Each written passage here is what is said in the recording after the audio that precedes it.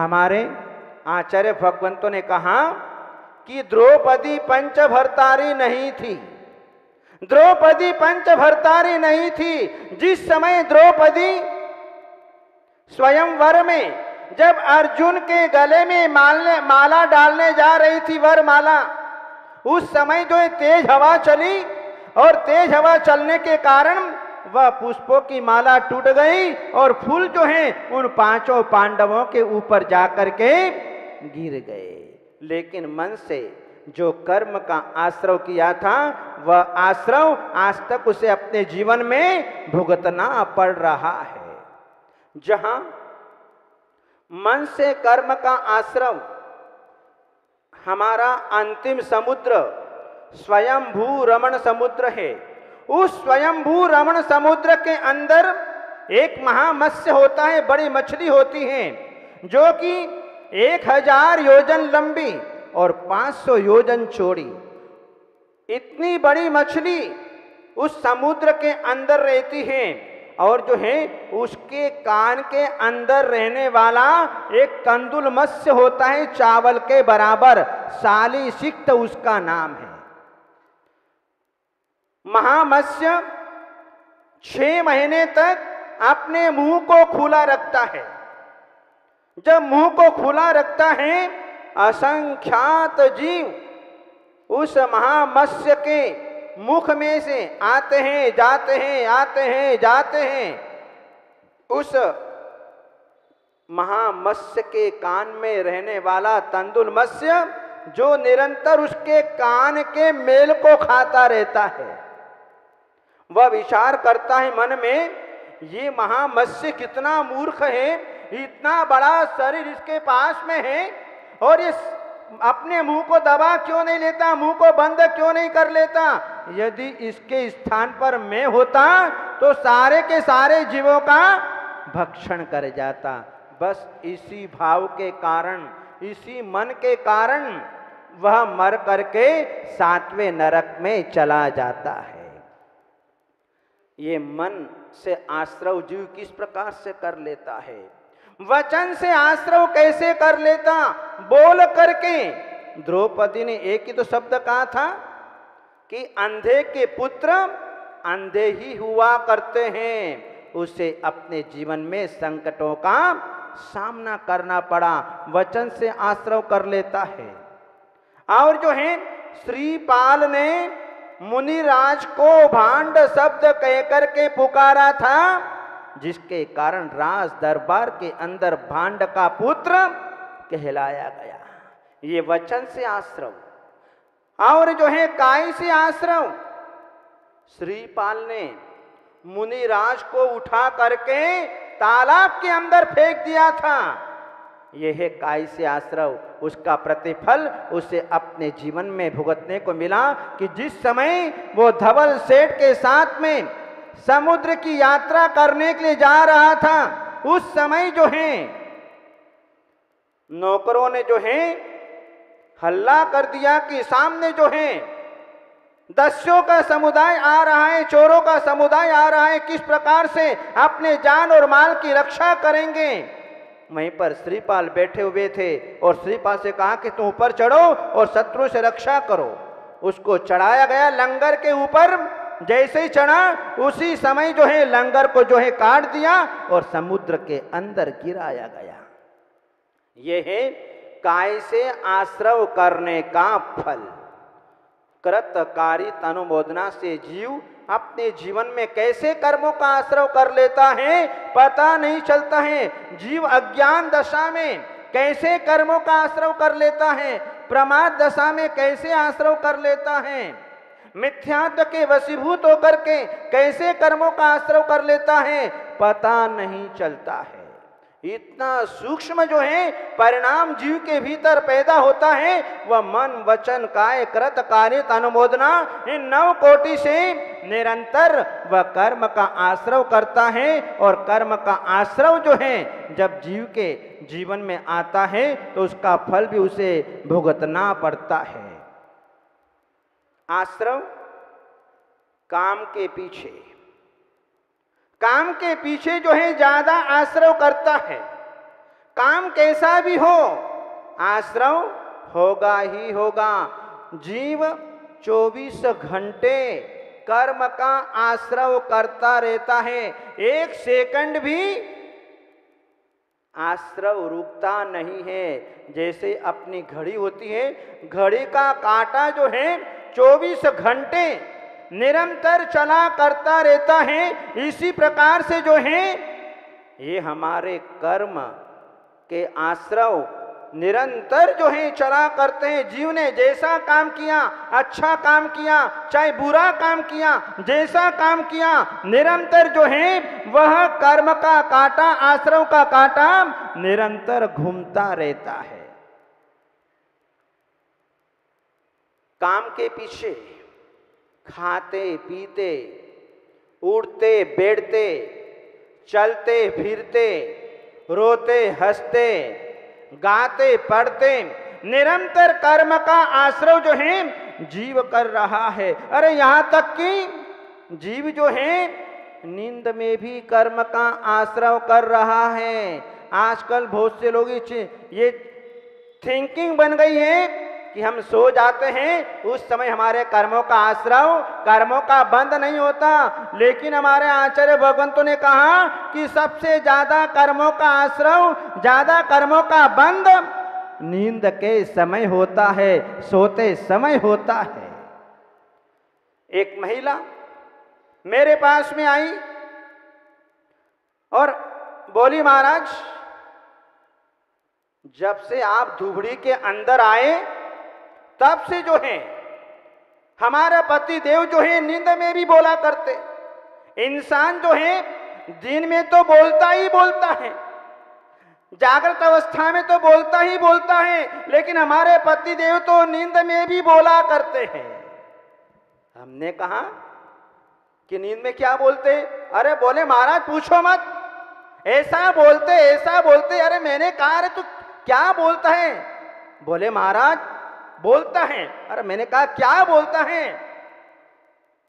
तो बोली महाराज जब से अपने आप पर विधान प्रारंभ हुआ तब से जो है जय जय जय जय जय जय जय गुरुदेव, जय गुरुदेव, जय गुरुदेव निरंतर बोला करते हैं।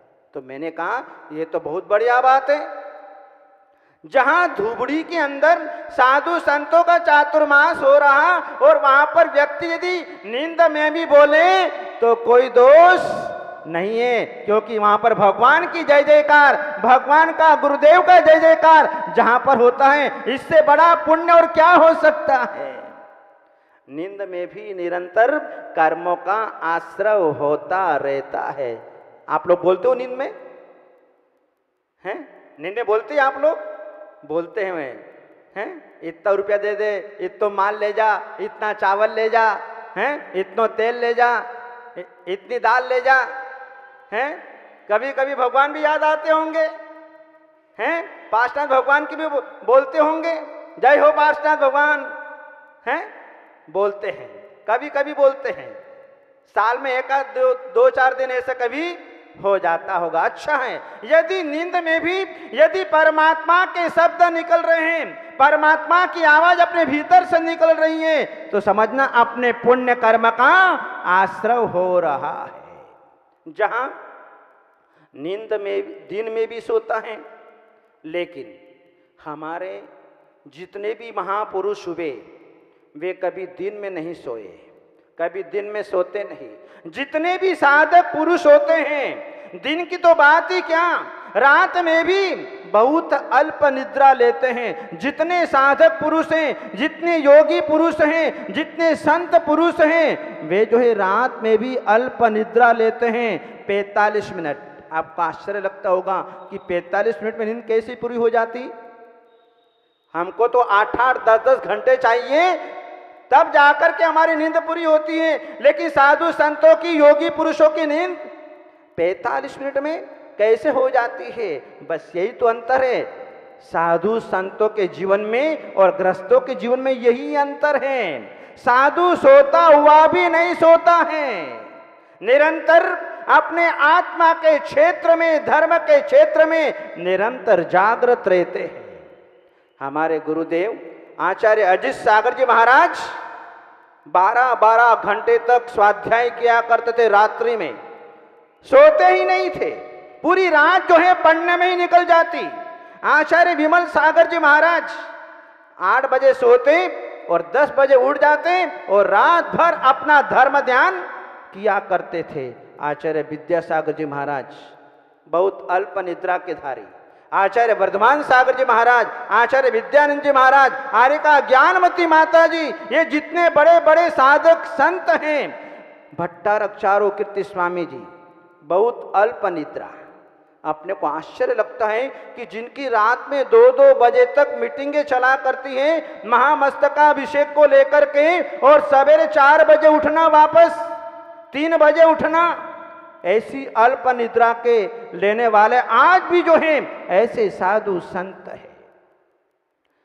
संसार में 3 चीज ऐसी हैं कि जितनी घटाओ उतनी घटेगी, जितनी बढ़ाओ उतनी बढ़ेगी। एक तो नींद, आप जितनी बढ़ाओगे उतनी ज्यादा आएगी, जितनी घटाओगे उतनी घटेगी, कम होगी। और जितना भोजन करोगे उतना बढ़ता चला जाएगा, और जितना घटाओगे उतना घटता जाएगा, और जितना भोग भोगते जाओगे उतना बढ़ता जाएगा, उसका कोई अंत ही नहीं है, और जितना घटाओगे उतना घट जाएगा। इसलिए जो है हमारे साधक योगी पुरुष अल्प से अल्प भोजन, अल्प से अल्प नींद अपने जीवन के अंदर लिया करते हैं। भोगों का तो उनके जीवन में कोई काम ही नहीं। वे जो है अपने जीवन में अपनी आत्म साधना में जो है निरंतर रत बने रहते हैं। काम कभी पूरा नहीं होता। तुम 8 घंटे भी सो जाओ, 10 घंटे भी सो जाओ, लेकिन काम कभी पूरा होने वाला नहीं है। इसके पहले संसार से चल बसता है। कोई मकान बनाते बनाते चल बसता है, कोई खाते खाते मुंह में ग्रास रह जाता है, हाथ में ग्रास रह जाता है और संसार से चल बसता है। कोई लिखते लिखते राम नाम सत्य हो जाता है, कोई पढ़ते पढ़ते, और कोई नोट गिनते गिनते हैं, नोट गिनते गिनते राम नाम सत्य, कोई व्यापार करते करते, कोई दुकान पर बैठे बैठे चल बसता है, कोई हंसते हंसते, कोई बात करते करते, और कोई जो है बैठे बैठे ही, और कोई शादी करते करते ही चल बसता है। महानुभाव, कोई मंदिर आते आते रास्ते में ही, कोई जो है भगवान की पूजा करते करते, कोई भगवान का अभिषेक करते करते संसार से चल बसता है, और कोई अपना हिसाब किताब करते हैं। हिसाब किताब पेन वहीं रह जाती है, और जो है आंखें हमेशा के लिए बंद हो जाया करती है। कोई मोबाइल देखते देखते, कोई टीवी देखते देखते संसार से चल बसता है।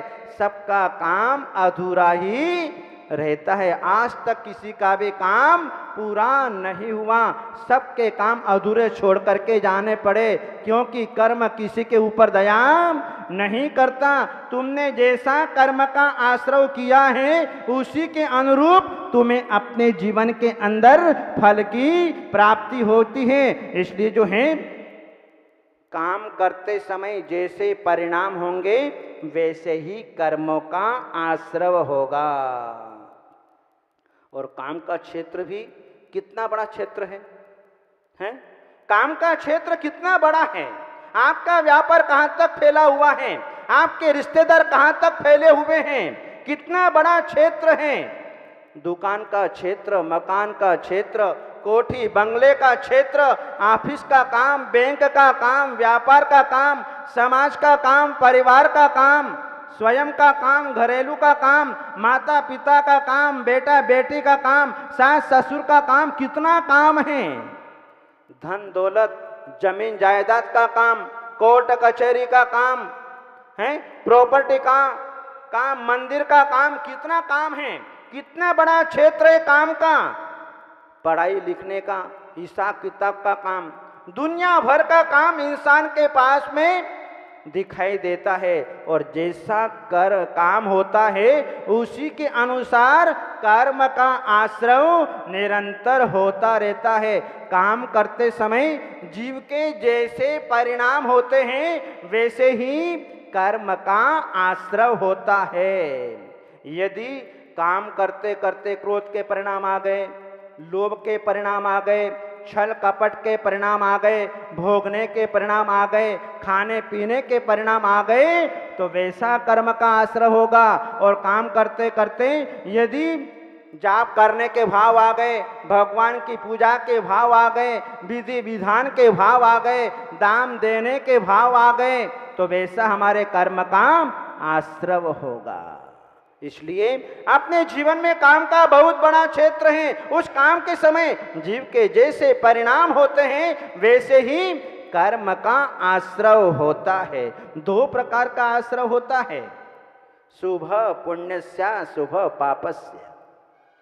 उमा स्वामी आचार्य देव ने कहा, एक तो शुभ आश्रय, दूसरे अशुभ आश्रय। शुभ आश्रय शुभ मन वचन काय की प्रवृत्ति के द्वारा होते हैं, और अशुभ आश्रय अशुभ मन अशुभ वचन और अशुभ काय के द्वारा जो है कर्म का आश्रय किया करता है। सबसे ज्यादा हमारा मन अशुभ होता है। मन जो है कैसा कैसा चिंतन कर लेता है, जो चिंतन नहीं करना चाहिए ऐसा चिंतन कर लेता है, ऐसा परिणाम कर लेता है। और जो है जहाँ अशुभ मन हुआ कि सारा काम बिगड़ा, सारा खेल मन का है। जहाँ मन यदि हमारे अधीन हुआ तो ठीक, और मन हमारे अधीन नहीं हुआ तो फिर ये मन जो है न जाने कहाँ कहाँ ले जाकर के पटक देगा। मन का कोई भरोसा नहीं, इसलिए कभी खाली बैठना ही नहीं चाहिए, कोई न कोई काम करते ही रहना चाहिए। खाली मन शैतान का घर होता है। इसलिए जीव जो है वह अशुभ मन से, अशुभ मन जो है कभी ईर्ष्या के परिणाम आ जाते, कभी मात्सर्य के परिणाम आ जाते, कभी छल कपट के भाव आ जाते, कभी जो हिंसा के भाव आ जाते, कभी भोगने के परिणाम आ जाते हैं। न जाने कैसे कैसे अपने मन में जो है यह भाव कर लेता है और उस अशुभ मन से कर्म का आश्रय कर लेता है। अशुभ वचन बोल करके, खोटी वाणी बोल करके जो सामने वाले को पीड़ित हो, सामने वाला दुख का अनुभव करे, बाण की तरह चुभ जाए, ऐसे अशुभ वचन बोल करके वह अशुभ कर्म का आश्रय कर लेता है। और अशुभ काय के द्वारा, शरीर के द्वारा कुचेष्टा करके, खोटी चेष्टा करके, खोटा आचरण करके अपने जीवन में जो है वह हिंसादि 5 पापों को करके काय के द्वारा कर्म का निरंतर आश्रय कर लेता है।